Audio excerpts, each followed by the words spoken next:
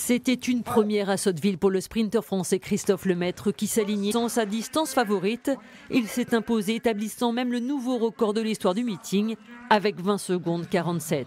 Mais il manque les minima requis pour se qualifier. Approche encore un peu plus des minima, mais quoi qu'il en soit, je sais que je serai capable de les faire. Donc je me fais pas de soucis là-dessus.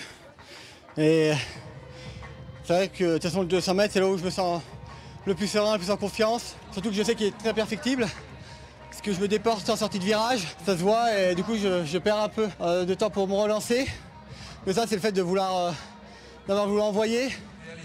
A souligner sur cette même course le record de France cadet battu par la pépite clermontoise Sacha Zoya en 20 secondes 91 que l'on voit au couloir numéro 3.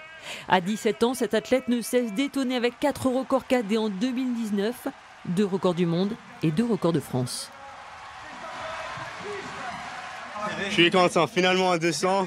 Vraiment c'est net parce que je tiens dans une course avec des gens qui courent super vite. Alors ça me poussait jusqu'au fond et c'est super. De son côté, la disco-ball Mélina Robert-Michon réalise les minima pour les championnats du monde au Qatar en septembre. En réalisant un lancer de 62,41 m au deuxième essai, elle termine 3e du concours derrière les 2 Cubaines Yemé Pérez et Denia Caballero. Sud 62, ça commence sur un championnat, on sait que ça commence à pouvoir se rapprocher des meilleurs, donc ça fait du bien au moral et je me dis voilà, on a encore pas mal de temps pour bosser et c'est de bon augure pour la suite.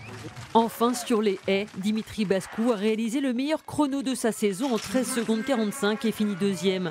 Le Français a signé un très bon départ avant de percuter la 5e haie. Il se rapproche des minima requis pour les mondiaux de Doha fixés à 13,35.